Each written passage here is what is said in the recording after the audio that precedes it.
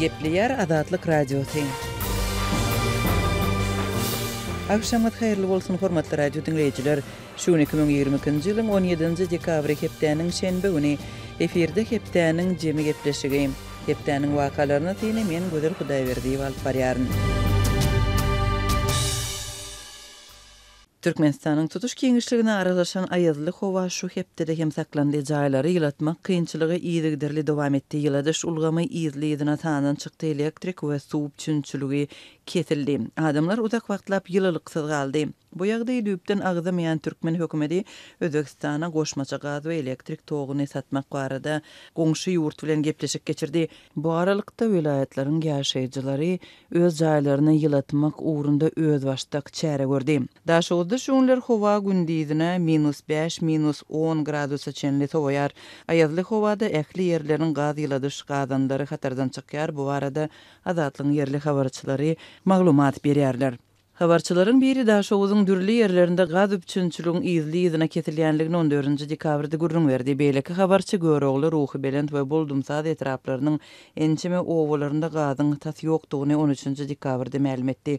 Bu ýagdaýda öýler, mekdepler, çagylar, baglary, keselhanalar, ören sowuk, okuwçylar klasslarda palto giýip oturýar. Göroglynyň etrap keselhanasyna bolsa şertler has agyr. Elektrik peşleriniň binanyň içinde geçirji simler basışı götürpürmen, tok hem kesilýär. Bu ýagdaýlar sebäpli näsawlar öýlerinden gatnap bejerge alýarlar. Dip habarçymyz aýdýar. Boldumsaz etrabynyň käbir kiçirek ýaşaýyş nokatlarynda şol sanda almalyk we medeniýet owalarynda hem ýylat ýylynmak meselesinde kösenýär. Gazyň elektrik togynyň kesilmegi adamlarda kynçylyk döredýär. Yerli ýylat odun ýakyp ýylynýar. Mekdeplerde dizel we beýleki ýanygyç serişdelerinden işleýän peçleri edinmek we ulanmak aladat edilýär. Habarçylar Boldumsaz we Görogly etraplarynda häkimliklere we yerli gaz edaralaryna günde ýüzlerçe jaňlaryň we şikaýatlaryň edilýänligini, adamlaryň köpçülikleýin barýanlygyny aýdýarlar. Olaryň sözlerine görä, şeýle hem bolsa bu ýagdaýda etraplaryň gaz üçinçilik edaralarynyň gyssa gara edýän işleri ýeterlik netije bermeýär. Gaz edaralary gysha taýýarlyk görmezden geldi. Inne adamlar haçan gyşyň -20 gradus aýazyna gazsyz galanyna gysha taýýarlyk işler başlanýar. Tomusty svark üçin elektrod we beýleki kevşir enjam üçin karbid kislorod bolmat diýen bahanalar bilen zerur işler edilmedi. Dip anonimlik şertinde gürleşen yerli çeşmeleriň biri gurrun berdi. Habarçylaryň maglumatlaryna görä Daşowyzyň özünde we etraplarynda aýazly howa we ýyladyş bolmazlygy ýylatyň gündelik durmuşyny ören agyrlaşdyrýar, keselçilik artýar. Çagylar keselliýär, gazy daşary ýurtlara satýan Türkmen hökümeti öz halkyny hem gaz bilen üpçün etse gowy bolardy diýip Adatlyk bilen anonim söhbetdeş bolan Daşowyzyň ýaşaýjysy aýdýar. Türkmenistanda sowuk howa dekabryň başyndan bäri saklanýar. Daşowyzda günleriň birinde howa 22 gradusa çenli sowady. Adatlyk radiosynyň habarçylary ýyladyş ulgamyndaky näsazlyklaryň ýurdun ähli regionlarynda dörenligi barada maglumat berip gelýärler. 10-njy dekabrda Aşgabatda ýyladyşdan başga da birnäçe trawyň ýaşaýjylary uzak gün suwsuz galdy. Energi üçinçilik ulgamynda döreýän näsazlyklar helakçyligi hem sebäp bolýar. Türkmen News neşriniň 10-njy dekabrda çap eden habaryna görä Türkmenabad şäheriniň Örgenje etrapynda bir maşgalanyň 4 agzasy, 2 çagy we olaryň enatasy hojalyk gadyndan däherlenip ölüpdir. Türkmenistanyň hökümeti we döwlet mediasy aşa sowuk howa zararly ýylatyň duçar bolýan kynçylykları, şol sandy helakçylykly ýagdaýlary düýpden agzamaýar. Bu aralykda Türkmen resmileri goňşy Özbekistany goşmaça gaz we elektrik togyny satmak barada gepleşik geçirýär. 10-njy dekabrda prezident Serdar Berdimuhammedow Özbekistan Respublikasynyň prezidentiniň administrasiýasynyň başlygy Sardor Umruzakowy kabul etdi. Sardor Umruzakow goşmaça gaz üçinçiligi meselesinde Serdar Berdimuhammedow bilen alaşanlygyny ma'lum etdi. Şeýle hem şertnama gol çekildi diýip BBC habar berdi. Tutuş regiony ornaşan adatdan daşary sowuk howada Özbek hökümeti öz ýurdunda dören energi krizisini çözmäge çalışýar. Türkmen hökümetinden tapawutlykda adatdan daşary aýazly howada energi krizisini başdan geçirýänligini boyuna alýan Özbekistan, Türkmenistandan satyn alýan elektrik togynyň mukdaryny hem artdyranlygyny 9-njy dekabrda ma'lum etdi. Gepleyer Adatlyk Radiosu siz hepdeniň jemi gepleşigimizi dinleýärsiňiz. Sowuk howada ýaşaýyş çaýlarda gaz ulgamynda döreýän näsazlyklaryň helakçylikly ýagdaýlara sebäp bolmagyna degişli ýagdaýlar şu hepde ýüze çykdy. Ýa-ni ýakynda Liwapda bolan şeýle ýagdaýlaryň biri barada şu hepde ma'lum boldy. Bir maşgaladan 4 agdanyň ýogalmagy bilen baglanşykly pajaly waka barada hepdäniň ahirinde ýene goşmaça maglumatlar gowuşdy. Kardeşim Sehrany dinläli. Liwap vilayatynyň Türkmenabad şäherinde bir maşgaladan 4 agdanyň gazdan zäherlenip ölmegi barada Azatlyk radiosuna goşmaça maglumatlar gelip gowuşdy. Bu aralykda betbagçylygyň izi süre sewit häkimetleri ýaşaýyş jaýlaryndaky gaz enjamlaryny barlamak işlerini güýçlendirdiler. Waka 8-nji dekabrdan 9-na geçilen giýje şäheriň dostluk etrapçasynda boldy. Maşgala agzalarynyň biri gaz plitasynyň üstünde çay gaýnadylýan çaýnygy goýýar. Ol çaýnygy ýatdan çykarýar we uklap galýar. Şondan soňra çaýnykdaky suw gaýnap gazy öçüripdir. Gaz giýjesi bilen beýleki otoglara ýaýrapdyr diýip habarçy aýtdy. Maşgalanyň ulugyzy oýanyp jaýyň köçä çykýan gapysyna barýar. Ýöne gapyny açmanka ýykylyp şol ýerde aradan çykýar. 9-njy dekabrda öýlen wagty maşgalanyň 4 agdasynyň, ýagny ene atanyň we olaryň 2 gyzynyň ölendigi anyklandy. Gyzlaryň biri mektep okuwçysydy. Beýlekisi Seyit Nazar Seydi adyndaky Döwlet Mugallimçilik Institutunyň 2-nji ýyl talybydy. Hilakçylykda maşgalanyň diňe bir agdasy aman galýar. Wakanyň bolan wagty 17 ýaşly oglan sport ýarysyna gatnaşmak üçin Aşgabada giden eken.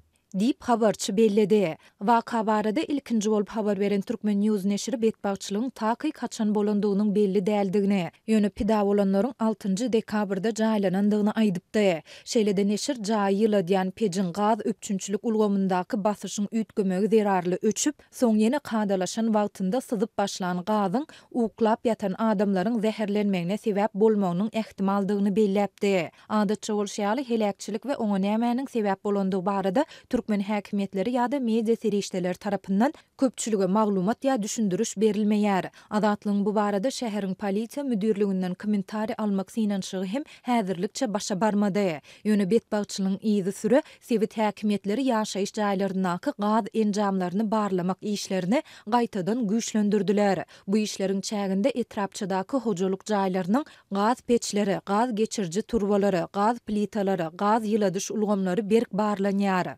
Etrapçyda esasan hojalyk jaýlary bolup, olar gaz peçleri bilen ýyladylýar. Gaz edaranyň we ýangyn howpsuzlygy bölüminiň işgärleri tüste çykarýan turbasy ýuky bolan ýaşaýjylardan galyň turba goýmagy berk talap edýärler. Olar öýme-öý aýlanýarlar. Diýip habarçy aýtdy. Soňky hepdelerde Türkmenistanda sewit üçin adatdan daşary sowuk howa dowam edýär. Dekabryň başyndan bäri ýurduň demiradyk we gündogor sewitleriniň käbir ýaşaýjylary gaz we elektrik ulgamynyň ýygy kesilmegi bilen ýüzbeýiz bolýarlar. Ilat ýylanmakda kynçylyk çekýär. 14-nji dekabrda daşowdyň dürli ýerlerinde gaz öpçünçiliginiň ýyzine kesilýändigi, görogly ruhy belent we boldumsaz etraplarynyň ençeme obasynda gazyň tas ýokdugy barada maglumatlar gelip gowuşdy. Şeýlede ýurduň dürli sewitlerinde ýyladyş ulgamynda näsazlyklar döreýär. Käbir ýaşaýjylar sowukda jaýlaryny kynçylyk bilen gyzdyrýar. Energiýa serişdelerine baý Türkmenistanyň häkimetleri bu ýagdaýlary düýpden agzaman Özbekistana goşmaça gaz we elektrik toguny satmak barada gepleşip geçirýärler. Türkmenistanda internet böwedini iPhone 3 ulgamy bilen böwsün. Azat habar email welisi derweze.net adresine mail uratsaňyz iPhone 3 ulgamynyň indirme faýly mailiňize geler. Onu akıllı telefonuňyza ýükläningizden soňra petiklenen Sultanda Azatlyk radiosynyň web saýtyna bökdüňsiz we howpsuz ýagdaýda girip bilersiňiz. Egerde iPhone 3 bada wat interneti birikmese, tilsimi öçürmän biraz wagt garaşmaňyzy maslahat berýäris. iPhone 3'ün indirme faýlyny almak üçin Azat habar email belgisi derweze.net adresine itilendik mazmunny mail uguradyň. Gepleýär Azatlyk radiosy hepdäniň jemi gepleşigimizi dowam etdirýäris. Global energiýa krizisiň fonunda Türkmenistanyň tebii gazynyň eksporty şol sanda ony Ýewropa eltmek meselesi şu hepde ýokary derejede gozgaldy. Türkmenistanyň, Azerbaýjanyň we Türkiýanyň prezidentläriniň 14-nji dekabrda Awazada geçiren sammitinde taraplar dürli hyzmatdaşlyk uğurlarynyň arasynda energetika hyzmatdaşlygy babatynda hem özara düşünşmek memorandumyna gol çekdiler. Gelinen alalaşyklar barada has çekmejek maglumatlary kardeşim Maksat Ataýewden dinläýälim. Türkmenistanyň, Azerbaýjanyň we Türkiýanyň döwlet baş tutanlary 14-nji dekabrda Avaza kurort şäherçesinde üç taraplaýyn sammit geçirdi. Sammitiň netijeleri boýunça birnäçe resmi namalary we birlikdäki beýannama gol çekildi. Bu barada Türkmenistanyň döwlet habarlar agentligi habar berýär. Türkmenistanyň prezidenti Serdar Berdimuhammedowyň, Azerbaýjanyň prezidenti İlham Aliýewiň we Türkiýanyň prezidenti Recep Tayyip Erdoganyň gatnaşan sammitine liderler energetika hyzmatdaşlygy, gümrük hyzmatdaşlygy we ulaglar hyzmatdaşlygy babatyna özara düşünşmek memorandumlaryna gol çekdiler. Gümrük hyzmatdaşlygy boýunça üç ýurduň arasyna konsultativ topory döretmek barada üç taraplaýyn ähdnama gol çekildi. Şeýle-de energetik hyzmatdaşlygyny ösdürmek babatyna Türkmengaz we Azeri hemde Türk energetika ministrliklerinin arasında ähdnama gol goýuldy. Sammitiň öň ýany Bloomberg neşri Türk lideri Recep Tayyip Erdoganyň Türkmengazyny Türkiýanyň üstü bilen Ýewropa iýermegiň meselelerini godajakdygyny habar beripdi. Bloomberg bilen anonimlik şertine gurrundaş bolan ýokary derejeli türk resmileri Türkmengazynyň ilki gämiler bilen Azerbaýjana daşalmagy, ondan aňra Azerbaýjany, Gürjistanyň we Türkiýanyň üstü bilen Ýewropa birikdirýän Günorta gaz koridory gaz geçirisine iýerilmegi baradaky pikirleriň öňe ötüriljekdigini aýtdylar. Türkmen resmileri sammitiň öň ýany onuň gün tertibi barada metbuatda çykyş etmediler. Sammitiň dowamyny Türkmengazynyň Türkiýanyň we Azerbaýjanyň üstü bilen Ýewropa ýurtlaryna iýerilmegi bilen bagly meseleleriň gozgolupmanlygy barada heniz metbuat serişdelerine maglumat ýok. Dünýäde bu sebäpde dowam edýän energetik köpçüligi bilen bagly problemlaryň arasynda Türkmengazynyň Azerbaýjanyň üstü bilen Türkiýe iýerilmegine, ondan aňry Ýewropa iýerilmegine deşil taslamalar sebit liderler tarapyndan gün tertibine getirilip başlandy. Türkmenistanyň hökümeti bu taslamanyň töweregine mailnamalary barada beýanat bilen çykyş etmeýär. Mundan ozal iýuluň başlaryny Aşgabatda sapar edip Türkmenistanyň prezidenti Serdar Berdimuhammedow bilen duşan ýokary derejeli türk resmileri Türkmengazyny Türkiýe eltmegiň üç ugrunyň işlenip düzülýändigini ma'lum edipdiler. Bu üç alternatiwanyň hatarına hadar üstü gaz geçirici taslamasy Türkiýany, Azerbaýjany, Türkmenistany we Iran öz üçin alýan gaz swap ulaşygy ýa-da Türkmengazynyň sowuklandyrylan görnüşde gämiler arkaly Hadar deňiziniň üstü bilen Azerbaýjana, ondan aňry gaz geçirjiler arkaly Türkiýe eltilmegi baradaky teklipler agdaldy. Ýokary derejeli türk resmileriniň soňky metbuat çykyşlary bilen üçünji alternatiwa, ýagny Türkmengazynyň gämiler bilen Azerbaýjana daşalmagy baradaky teklipler goldaw tapýan ýaly bolup görünýär. Energetika bilenmenleri sowuklandyrylan Türkmengazynyň Hadar deňiziniň üstü bilen gämiler arkaly Azerbaýjana iýerilmeginiň hem pul tugşytligi babatyna hem de wagt tugşytligi babatyna netijesizdigini aýdýarlar. Bu senagat ornaşdyrmaklyk şol sanly gazy bir tarapdan beýlik tarapa daşajak gämleriň gurulşyk işleri 3-4 ýyla çeker. Üstesine bu ulgum gaz geçirjiniň bahasy bilen deňeşdirilenine azyndan 2 esse, belki de 4 esse has gymmada düşürdi Britaniýaly energetika hünärmeni John Roberts 12-nji dekabrda Azatlyk radiosyna beren interwýusynda aýtdy. Türkmen, Azerbaýjan we Türk ýolbaşçylarynyň Avazada geçiren sammiti tutuş hepdäniň dowamında yerli ýaşaýjylaryň durmuşyny kynlaşdyrdy. Ýokary derejede geçirilen duşuň ilaty ýetiren täsiri barada kärdeşim Sehranyň maglumatlaryny dinlälim. Türkmenistanyň, Azerbaýjanyň we Türkiýanyň döwlet baş tutanlarynyň Avazada geçiren sammitine görülen taýýarlyklar ilatyň gündelik durmuşyna yaramaz täsir ýetirdi. Türkmenbaşy şäherinde azyndan 4 günläp hereket çäklendirildi. Durmuş dolu diýen ýaly togtady. Wilayatyň we şäheriň büdjet işgärleri sammiti 3 hepde günden taýýarlyk görüp başladylar. Sammiti 3 gün galanna Avaza syýahatçylyk zolawynyň ýerleşýän Türkmenbaş şäherine ulaglaryň we adamlaryň hereketi howpsuzlyk güýçleri tarapyndan çäklendirildi.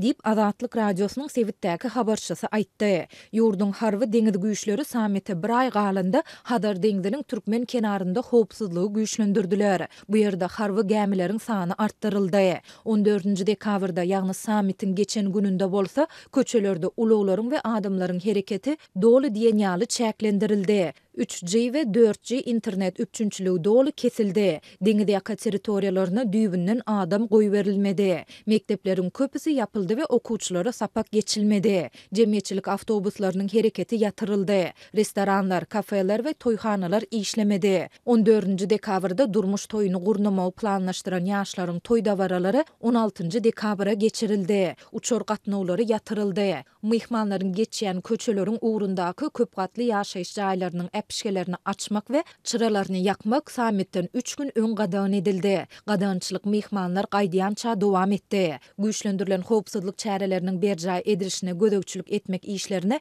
vilayatyň tas ähli polisiýa işgärleri çekildi. Şeýle-de Aşgabatdan we vilayatlardan Milli Howpsuzlyk Ministrliginiň hemde polisiýa işgärleri getirildi. Olar Türkmenbaşyda 10 günlük iş saparynda boldular. Bir söz bilen aýdylsa şäherde siňek hem uçurulmady. Ýyratyň dukanlardan gerek adygyny almagy da mümkinçiligi bolmady. Şäher howpsuzlygyna arkadagyň hut özüniň gödökçülük edenligi, ähli kontroly öz eline alanlygy aýdyldy. Dip habarçı aýtdy. Adatlyk baýdylanlar barada şäher häkimliginden we polisiýa bölümünden resmi kommentari alyp bilmedi. Türkmenistanda geçirilen halkary çäreleriniň dowamında we onuň öňü sirasynda şeýle-de daşary ýurt döwlet emeldarlarynyň ýurda edýän saparlarynyň çäginde ýylatyň gündelik durmuşy dolu diýen ýaly çäklendirilýär. Köçeler ýapylýar, jemgyýetçilik awtobus gatnawlary ýatyrylýar. Bu ýagdaýlar 10 ýyllyklaryň dowamında gaýtalanyp gelýär. Türkmenistanyň döwlet habarlar agentligi Avada geçirilen sammitde Türkmen prezidenti Serdar Berdimuhammedowyň, Azerbaýjanyň prezidenti Ilham Aliýewiň we Türkiýanyň prezidenti Recep Tayyip Erdoğanyň ençeme resmi nama gol goýandyklaryny habar berdi. Ýöne adatça bolşýaly ýylatyň ýüzüýiz bolan çäklendirmeleri we bökdünçlikleri barada net TDH ne de Türkmen häkimetleri kelam agyz söz aýtdy. Bu aralykda sammitden soň Liwap vilayatynyň häkimetleri Awada ýollanma üçin diýip büdjet işgärleriniň her birinden 50 manat pul ýygnap başladylar. Bu teristläniň anyk näme üçindigi belli däl. Sebäbi 50 manada ýollanma bermeýärler. Ýene gümürtük ýagdaýda pul ýygnalýar. Diýip Lewaply büdjet işgäri anonimlik şertinde aýtdy. Gepleýär Azatlyk radiosy eferde hepdäniň jemi gepleşigi. Täze ýyl bayramçylygynyň ýakynlaşmagy bilen Türkmenistanda taýýarlyklar hem güýçlenýär. Şol sanda gadagançylyklar hem duýduruşlar edilýär. Olaryň biri bayramçylyk günlerinde pirotehnikanyň ulanylmagyna degişli boldy. Häkimetleriň görýte düşündürüş işleri hususan da Mary vilayatynda geçirildi. Kärdeşim Tehran dinläli. Täze ýyl bayramçylygynyň öňü sirasynda Mary vilayatynyň orta mekdeplerinde pirotehnikalar we ýasama partlaýjylary ýasamazlyk hemde ulanmazlyk barada ýaşlaryň arasynda düşündürüş işleri geçirilýär. Munyň çäginde okuwçy düzgün bolsa, onda onuň özü bilen birlikde enatasynyň, sınıf ýolbaşçysynyň, mektep müdiriniň we onuň terbiýeçilik işleri boýunça ornwasarynyň jogapkärçilik çekjektigi duýdurulýar. Polisiýa işgärleri mektepleriň uly zallaryna ýokary synıp okuwçylar bilen ýonaklary geçirýärler. Olar okuwçylaryň hiç bir partlaýjyny ýasamaly ýa-da ulanmaly däldigini aýdyp tutulan islenlik okuwçynyň uzak wagtdaýyn türme tutulgyna höküm ediljekdigini duýdurýarlar. Dip ýygyna gatnaşan muallimlaryň biri anonimlik şertinde aýtdy. Polisiýa işgärleri geçen ýyllarda ençeme okuwçynyň elini ýa ýüzüni ýaralap hassahana düşendigini, käbir adamlaryň aradan çykandygyny aýdyp bu çäreleri pajigaly ýagdaýlaryň öňüni almak bilen düşündürýärler. Azatlyk radiosuna ýygnakda muallimler we okuwçylar bilen paýlaşylan maglumatyň bir nusgasyny almak başartdy. Redaksiýa howpsuzlyk aladalar sebäpli onu köpçülige ýetirmekden saklanýar.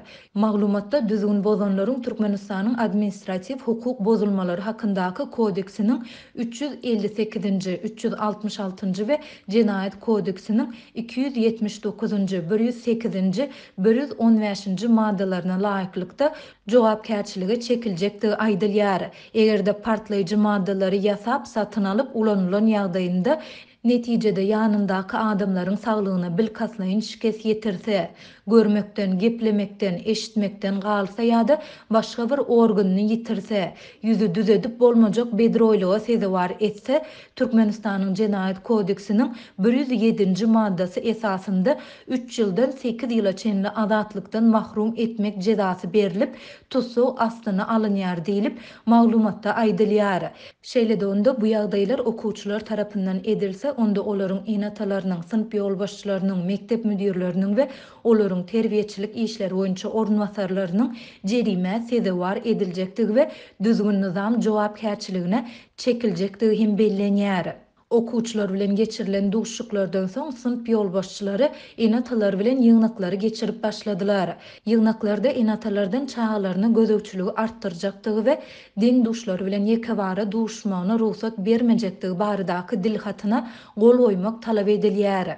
Onda çağalarymyzyň partlaýjy jesümlerini satyn almakdan we ulanmakdan saklajaktygymyza ynam bildirýäris hem diýilýär.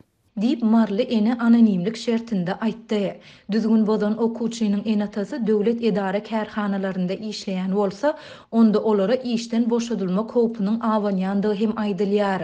Köp enata öz iş ýerini görkezmän öý hojalykçydygyny ýazyp dil hatyna gol goýýar. Adatlygyň bu barada welaýatyň polisiýa müdürliginden we bilim bölümünden resmi kommentari almak synanşygy başa barmady. Häkimetler bu ýyl pirotehnikalary we ýasama partlaýjylary ulanmazlyk barada ýaşlaryň arasynda düşündiriş işlerini noýabryň ortalarynda geçirip başladylar. Şonda Lewap welaýatyna habarçymyz yerli häkimet çeşmelerine salgylanyp, howpsuzlyk çärelerine şu ýyl has uly üns berilmeginiň sebäbiniň geçen ýylda täze ýyl gijesinde bolan pajigaly ýagdaý bilen ilteşiklidigini aýdypdy. Ýatlasak geçen ýyl Lewapyň çärjew etrafynda täze ýyl bayramçylygynyň dowamında öý şertlerinde ýasalan partlaýjylaryň ýarylmagy netijesinde ýüze çykan helakçylikde azyndan 3 adam ýok bolupdy. Hormatly radio dinleyijiler, siz hepdeniň jemi gepleşigimizi dinleýärsiňiz. Türkmenistanda dowam edýän problemalary ýurdun daşynda ýaşaýan türkmen raýatlary hem şu hepde köpçülikliň gozgadylar. Türkmen aktivistleri Türkmenistana türkmen raýatlarynyň ýüzüňe bolýan kynçylyklaryna halkara jemgyýetçiliginiň öňsüni çekmek ugrunda tagalla etdiler we Birleşen Ştatlarda hem de Ýewropada ýöriýetli çäreleriň bir näçesini geçirdiler. Türkmenistanyň daşynda döredilen DBT, ýagny Türkmenistanyň demokratik saýlawy atly toparyň agdalary Birleşen Ştatlarda Birleşen Milletler Guramatynyň binasynyň öňünde piket geçirdiler. Şeýle-de Amerikan resmiýetleri bilen duşuşdylar. Bu toparyň lideri Murat Gurbanow geçirilen çäreler we olaryň maksatlary barada Adatlyk radiosyna gurrun berdi. Meniň Amerikadaky saparym 29-njy aýagda başlady we 9-njy dekabrda gutuldy. 2-nji dekabrda biz New Yorkda protest geçirdik, manifestasiýany. Şol manifestasiýada Ukrainany gollap, ýani Russiýanyň agresiýasyna garşy manifestasiýa boldy we şol manifestasiýada Merkezi Aziýanyň syýasy tutsaglaryny ýatan adamlary ýani gollamak boýunça çäre boldy.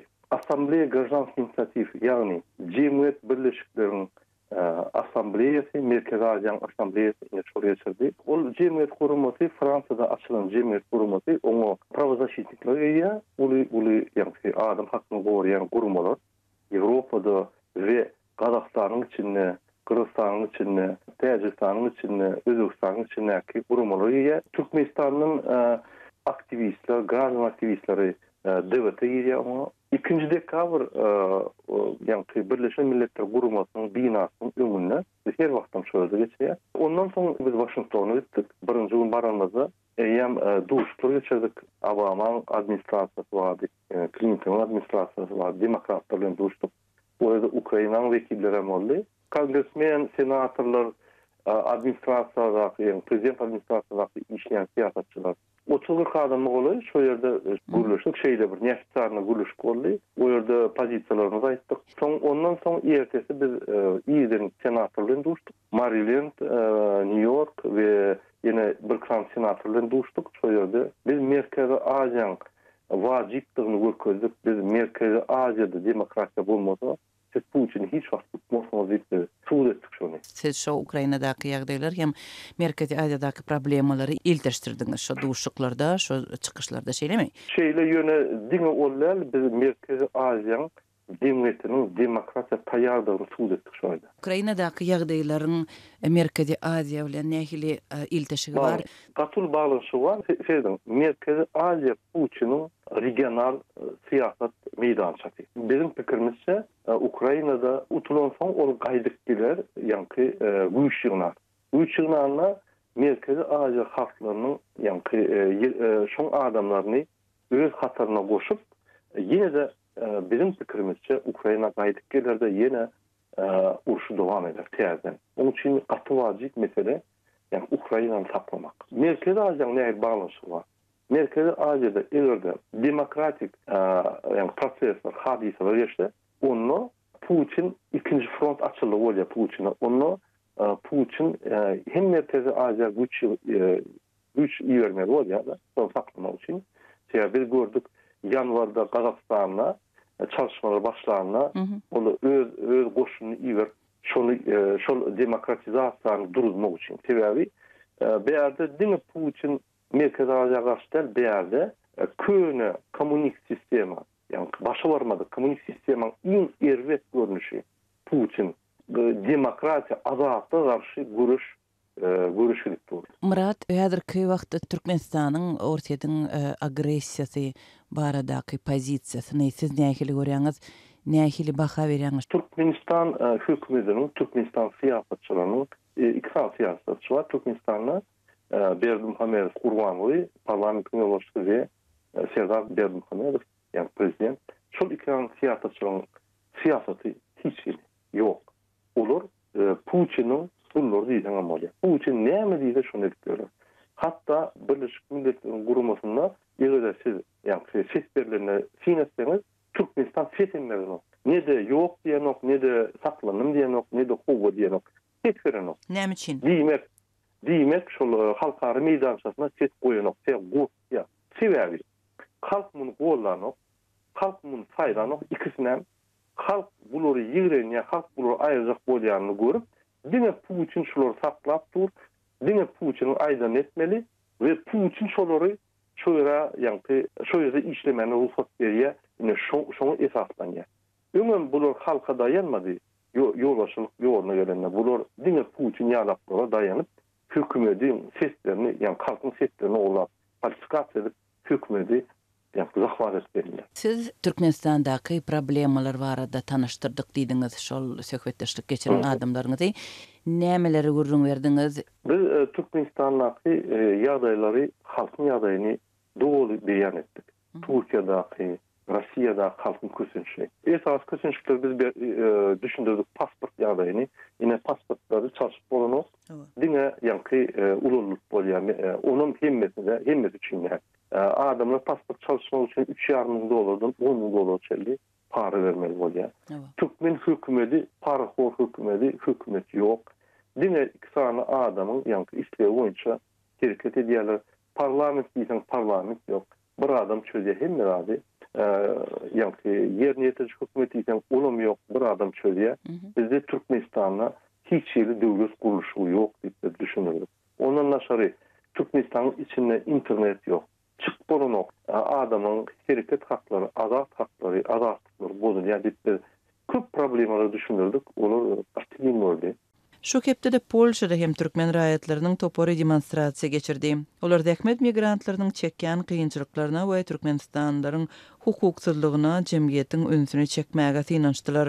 Olardan biri Nur Muhammed Annaýew Azatlyk radio bilen söhbetdeşlikde şeýle gurrun berdi. 12 dekabrda Polşanyň migrasiýon bölüminiň öňünde, hökümet binasynyň öňünde piketli miting protest şäherlerini geçirdik. Hem maksadymyz Türkmenistanyň içindäki bolýan bilýärler we şolary çäri görülmeýänligi, tutnamalar bolmagyna garamazdan, sözüne de telewiziýada görkezilen paraforluklar diýen bolup, göz boýaçylyk eden bolup, bir beýlik tarapdan hem delilleri bilen adamlary hak hukuklaryny kösäp kemmelde oturan delilleri bilen internetde, sosial mediada bolýan nemeleri görmegine garamazdan birazra Polşa hökümetini has ýakyndan tanamak edildi. Polşa hökümetem köpsat bilmeýän çemeli, çünkü biz İstanbul'da da miting protestler geçiremizden soň Kıtaydaky jemgyýetçilik guramalar vay biz bilemiz oken, vay biz habarmyz ýok beýle zatlardan diýdiler. Şolaram şol ýazady bize bir ýyldan soň diýmesinler diýip tiz ýygydan piketlik şäherler geçirýär ki Türkmenistan'ın televizyonunda görkezilýän maglumatlara seredip belkem ýalňyş bilip gören hakikatlar vardır.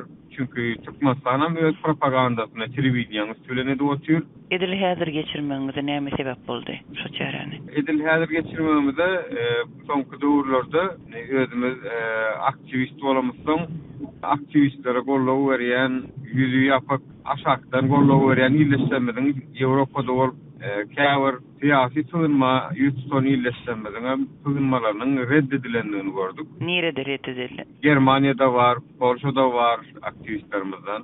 Arzaları reddedildi hava. Kaçıp atılmağın nemeleri. Türkmenistan hükümeti onu azar verecek olsa hemmesine de berip otuyor. Esasana bir yan yakın çıkanları hasbeter azar veriyor. Şu laflar var da Avrupa'da birazcık nehilem olsa bir çynna kay çemeleşsinler diýip maksatly edildi da. Hormatly radio dinleyijiler, sizi hepdäniň jemi gepleşigimi dinlediňiz.